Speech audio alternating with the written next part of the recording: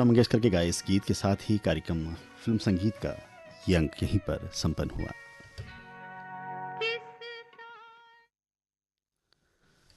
श्रोताओं, अभी आप सुन रहे थे कार्यक्रम फिल्म संगीत FM 100.5 मेगाहर्ट्ज पर। ये आकाशवाणी का देहरादून केंद्र है। इस समय हमारे स्टूडियो की घड़ी में रात्रि के ठीक 8 बज रहे हैं। आइए काव्यांजलि कार्यक्रम में अब अपने श्रोताओं तक पहुंचाते हैं सुबोध कुमार सिन्हा का एकल काव्य पाठ। प्रसार भारती के अंतर्गत आकाशवाणी देहरादून के सभी संवेदनशील एवं सुधीजन श्रोताओं को मन से नमन। तो आज की पहली अतुकांत बतकही का शीर्षक है अपना। शुरुआत करने के पहले ये बताते चलें कि रिश्तों की बात से, संबंधों की बात से, रिश्ता जैसे अभी अभी बना है हमारा आपका ये रिश्ता रचनाधर्मी और श्रोता का, तो अपना, हाँ अपना। अपना तो कोई व्यक्ति विशेष तो होता नहीं जो दे स्नेह, श्रद्धा या प्रेम निस्वार्थ, बस यूं ही लगता तो है अपना वही। स्नेह, श्रद्धा या प्रेम के ही बंधन होते अटूट हैं, सगे वो क्या जिनमें आपसी फूट ही फूट हैं। इस लौकिक रंगमंच पर शायद कोई सगा अपना हो भी या ना भी कभी, पर बुरे हालात में जो दे साथ या सहारा, लगता तो है अपना वही। क्या क्या कहा? हम सगे को ही कह सकते हैं अपना। भला क्यों कहूं सभी सगे को अपना, क्यों ना कहें हम उन्हें पराया। हाँ, उन्हें जो हमारे दुख भरे लम्हों को हमारे किए कर्मों का फल बतलाकर हंसते हैं और हमारी खुशी से वो सदा स्वयं में ही आपाद मस्तक तिल तिल करके कभी सुलगते हैं तो कभी पल पल धधक धधक कर जलते हैं। या फिर उन्हें जो हमारे दुखी और दुर्घटनाग्रस्त अतीतों को कुशल व अनुभवी किसी पुरातत्ववेत्ता की तरह सिलन भरे अतीत के अंधेरे खंडहर से काई लगे सिक्कों या भग्नावशेष मूर्तियों की तरह हौले हौले कुरेद कर बाहर निकाला करें और उलट पलट कर उसे चुपचाप एक सभ्य नागरिक की तरह एक कुटिल मुस्कान मंद मंद मुस्कुराया करें। क्या क्या कहा? नितांत जरूरी है अपना होने के लिए सगा होना? अच्छा, खून और डीएनए भी मिलना जरूरी है? ये तो सारा का सारा दिखावा है शायद। स्नेह, श्रद्धा या प्रेम के आदान प्रदान मात्र से क्या अपना हो सकते नहीं?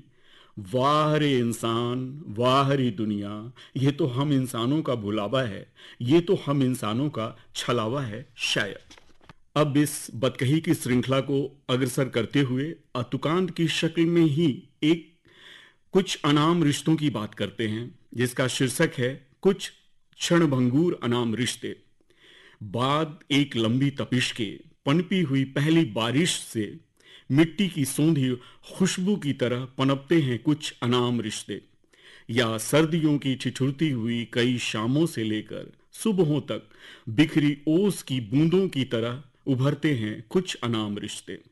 या फिर अमावस की काली रातों में, उन रातों की अंधियारों में टिमटिमाते चमकते जुगनुओं की तरह मचलते हैं कुछ अनाम रिश्ते। क्षणभंगुर होकर भी पर न जाने क्यों मन को अक्सर ही भाते हैं ये कुछ अनाम रिश्ते, मन से अक्सर ही लिपट जाते हैं ये कुछ अनाम रिश्ते, बस यूं ही। अब हम बतकही उत्तराखंड के देहरादून में बैठकर कर रहे हों और पर्वतों, बर्फ और बादलों से वार्तालाप ना करें तो इनकी तौहीन होगी शायद।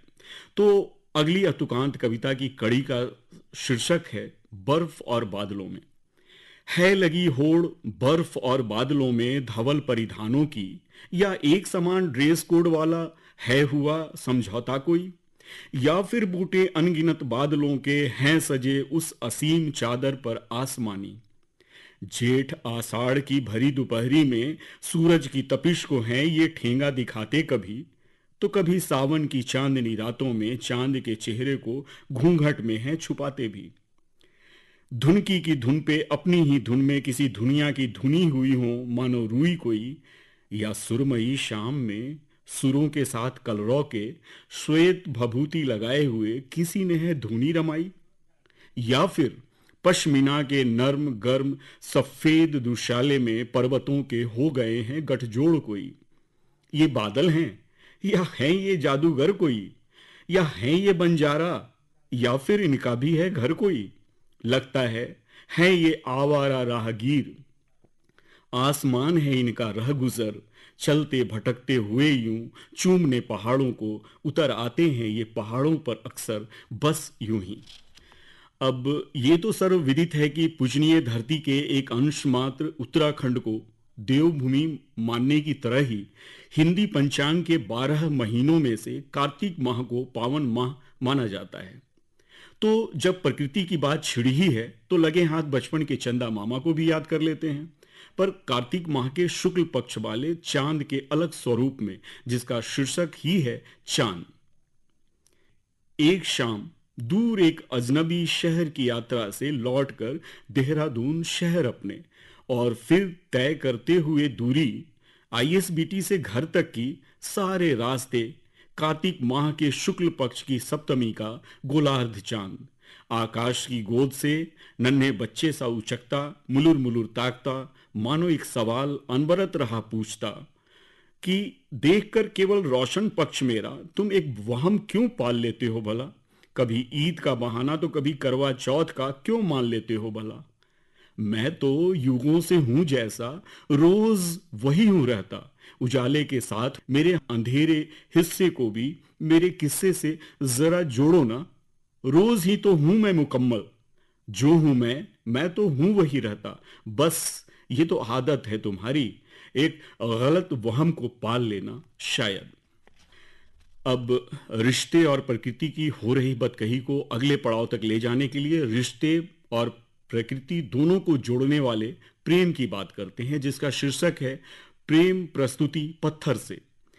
प्रेम प्रस्तुति में दोनों की समान है पत्थर, पर एक में सफेद कीमती मकराना के पत्थर तो दूसरे में गहलौर के पहाड़ का धूसर पत्थर। दरअसल गहलौर बिहार राज्य के गया जिला में एक गांव है। ये वही गया जिला है जहां गौतम बुद्ध को ज्ञान प्राप्ति वाला स्थल बोध गया अवस्थित है। तो दूसरे में गहलौर के पहाड़ का धूसर पत्थर। समान है निर्माण काल मोटा मोटी दोनों में, अगर जो उपलब्ध इतिहास की माने तो लगभग 20-22 वर्ष और लगभग 20,000 मजदूरों से जुड़वा था एक प्रेम प्रस्तुति में पत्थर। एक संपन्न बादशाह शाहजहां और दूसरी प्रेम प्रस्तुति में तोड़ता एक अकेला दशरथ मांझी दिहाड़ी वाला विपन्न मजदूर अपने ही दम पर। एक प्रेमी अपनी कई बेगमों में से एक बेगम मुमताज महल से किए अपने वादे के लिए बेगम की लंबी बीमारी के दौरान बनवाया उनके मरने के बाद यादगार, नायाब और 7 अजूबों में एक अजूबा मकबरा ताजमहल पत्थरों से जुड़वा, जिसे निहारते हैं पर्यटक रोज रोज आज भी लगभग हजारों की तादाद में एक तयशुदा शुल्क देकर। पर दूसरा प्रेमी अपनी इकलौती पत्नी साधारण सी एक गृह लक्ष्मी फागुनी देवी के पहाड़ों के दर्रे से गिरने के मरणोपरांत स्वयं से किया एक ढीठ वादे के साथ अपनी छेनी हथौड़े के बूते ही रच डाली 2 प्रखंडों के बीच की दूरी कम करती, खास से लेकर आम जन तक के लिए एक निःशुल्क सुगम डगर। दो प्रेम प्रस्तुतियां, दोनों प्रेम प्रस्तुतियों में पत्थर, एक में जुड़ता पत्थर तो एक में टूटता पत्थर, बनाने बनवाने वाला एक संपन्न बादशाह तो एक विपन्न मजदूर, एक पत्थर जुड़वाता बादशाह तो दूसरा पत्थर स्वयं ही तोड़ता मजदूर। दोनों ही अपनी अपनी चहेती के मरणोपरांत, परंतु एक अदना मजदूर की प्रेम प्रस्तुति से बादशाह जान पड़ता है होता परास्त मगर शायद। रिश्ते, प्रकृति और प्रेम के बाद अब मन की जमीन की बात करते हैं, जहां प्रेम की फसल अखुआती है। उसी मन के विज्ञान पर एक सूक्ष्म दृष्टि, एक गहन अवलोकन, क्योंकि हम और हमारे ब्रह्मांड के कण कण में विज्ञान व्याप्त है शायद। जिस अतुकांत बतकही का शीर्षक है मन का आरोही अवरोही विज्ञान है। विज्ञान का ज्ञान की है हमारे 3 मूलभूत जीवन आधार अवरोही क्रम में: प्राणवायु यानी ऑक्सीजन, प्राणवायु जल और भोजन, प्राणवायु रंगहीन, गंधहीन, स्वादहीन और अदृश्य भी, जल रंगहीन, गंधहीन, स्वादहीन पर दृश्य। भोजन रंगीन, गंधयुक्त, स्वादयुक्त और दृश्य भी। कुछ रिश्ते भी होते तो हैं शायद ठीक ठीक अदृश्य प्राणवायु की तरह, अदृश्य पर अति आवश्यक, जीवन आधार जैसे, हर पल तन मन से लिपटे, इर्द गिर्द आसपास हर पल, आंखों से ओझल पर करीब मन के पल पल। पर दिन हो या रात रहते हैं अदृश्य। कुछ अन्य रिश्ते होते हैं और भी आवश्यक समय समय पर कमतर, प्राणवायु के सापेक्ष, जल और भोजन की तरह भी। पर हां, एक अंतर है प्राणवायु जैसे रिश्ते और प्राणवायु में। ये रिश्ते होते हैं प्राणवायु से इतर, जो होते हैं शायद रंगीन, स्वादिष्ट, सुगंधित और दृश्य भी, हर पल, हर क्षण, हर घड़ी। तनिक मन की आंखों, मन की जिह्वा और सरसों की फली सी नर्म नाजुक मन की उंगलियों से टटोल कर जरा आप ही समझाओ ना मेरे ना समझ मन को, मन के रिश्तों का ये गूढ़ और अबूझ विज्ञान। बस यूं ही आज बस इतना ही। अब जाने की अनुमति दीजिए। इस कार्यक्रम काव्यांजलि के अंत में आकाशवाणी देहरादून के आप सभी संवेदनशील एवं सुधीजन श्रोताओं को पुनः आपके सुबोध का मन से नमन। श्रोता, आप सुन रहे थे काव्यांजलि के अंतर्गत श्री सुबोध कुमार सिन्हा का एकल काव्य पाठ।